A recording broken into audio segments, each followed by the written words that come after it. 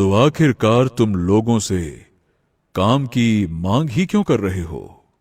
तो फिर मैं क्या करूं मैं?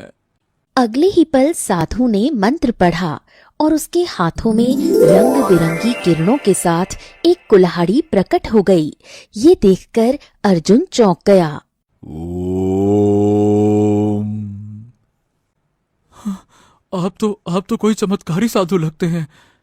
साधु ने वो कुल्हाड़ी अर्जुन को दे दी। ये कुल्हाड़ी लो, जंगल में जाकर लकड़ियां काटो और बेचो। जंगल किसी का नहीं होता, जंगल सबका होता है। इसीलिए अब तुम्हें किसी से काम मांगने की जरूरत नहीं है। हाँ, ये तो बड़ी विचित्र बात है। ये विचार हमारे दिमाग में पहले क्यों नहीं आया? साधु रहस्यमय अंदाज में मुस्कुराया। उसकी एक वजह है। वैसे एक बात बताऊं, तुम्हारे अब बुरे दिन खत्म होने वाले हैं। एक बात जो तुम्हें बहुत बड़ी विचित्र लग सकती है, लेकिन जो सत्य है, तुम बहुत ही तकदीर वाले हो। ये सुनकर अर्जुन चौंक गया। अरे काहे मजाक उड़ा रहे हैं साधु महाराज? मजाक नहीं उड़ा रहा, सत्य बता रहा हूं। इसी जंगल में तुम्हारी तकदीर के सितारे बुलंद होना शुरू हो जाएंगे। हरिओम हरिओम हरिओम। इतना कहकर साधु वहां से चला गया। अर्जुन कुछ देर वहीं बैठा रहा और फिर जंगल में जाकर लकड़ियां काटने लगा। अर्जुन लकड़ियां काट रहा था कि तभी एक दूसरा लकड़हारा वहां आ गया।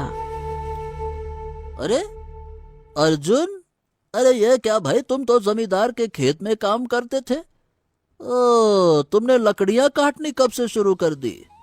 तुम तो लकड़हारे नहीं हो।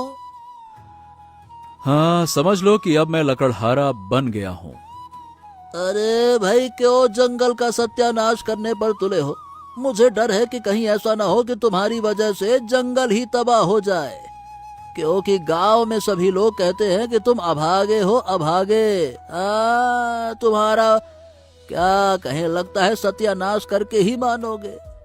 इतना कहकर लकड़हारा अर्जुन का मजाक उड़ाने लगा, लेकिन अर्जुन ने उसकी बातों पर ध्यान नहीं दिया।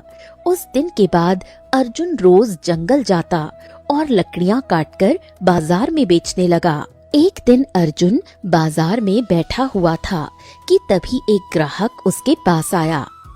लकड़ी ले लो, सूखी सूखी लकड़ी ले लो। सुनो भाई, मुझे चंदन की लकड़ी की बहुत जरूरत है। मैंने सभी लकड़हारों से बात की, लेकिन कोई भी जंगल की गहराई में जाने को तैयार नहीं है। कहते हैं चंदन की लकड़ी जंगल की गहराई में मिलती है। क्या तुम मेरे लिए चंदन की लकड़ियां काट कर ला सकते हो? देखो, मैं तुम्हें मुंह मांगी कीमत दूंगा। अगर ऐसी बात है तो ठीक है, मैं जंगल की गहराई में जाकर चंदन की लकड़ियां जरूर काटूंगा। हाँ ठीक है, जब चंदन की लकड़ियां काट लाना तब मैं तुमसे खरीद लूंगा। इतना कहकर ग्राहक वहां से चला गया।